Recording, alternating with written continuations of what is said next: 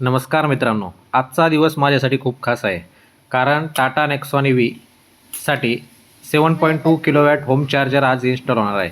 EV घेतल्यानंतर सर्वात महत्त्वाची गोष्ट म्हणजे चार्जिंग. चला तर मग आपण इन्स्टॉलेशन प्रक्रिया पूर्णपणे पाहू. सर्वप्रथम टाटा पॉवरचे इंजिनियर आले. त्यांनी मीटरची क्षमता, वायरिंग, आर्थिंग, पार्किंग, चार्जरपर्यंत अंतर तपासलं. चार्जर बसवण्यापूर्वी योग्य आर्थिंग, पुरेशी लोड क्षमता आहे का हे चेक केलं. त्यानंतर त्याने ड्रिलिंग करून वायर टाकली. आता इन्स्टॉलेशनचं काम सुरू झालं बघा. भिंतीवर चार्जर माउंट केला. स्वतंत्र MCB सुरक्षा उपकरणे बसवली.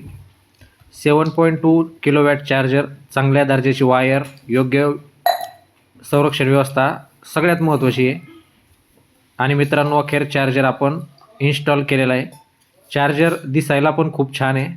नेक्सॉन ईव्ही घरातूनच आता चार्ज होणार आहे. आता सर्वात महत्त्वाचा क्षण, पहिल्यांदा गाडी चार्जिंगला लावतो. चार्जिंग सुरू झाल्यावर हिरवी लाईट लागली बघा. चार्जिंग यशस्वीरित्या सुरू झाली आहे. इन्स्टॉलेशन पूर्ण झाल्यावर काही महत्त्वाच्या गोष्टी आपण विचारणार आहोत. आर्थिंगची व्हॅल्यू किती आहे, MCB RCCB कोणत्या रेटिंगचे आहेत, वॉरंटी किती आहे, काही बिघाड झाल्यात संपर्क कुठे करायचा. तर मित्रांनो, अशा प्रकारे माझ्या नेक्सॉन ईव्हीसाठी 7.2 किलोवॅट होम चार्जर इन्स्टॉल झाला. आता पेट्रोल पंपावर जाण्याची गरज नाही. गाडी रोज सकाळी फुल चार्ज मिळणार. व्हिडिओ आवडला तर लाईक करा, सबस्क्राईब करा आणि मित्रांसोबत शेअर करा. थँक्यू.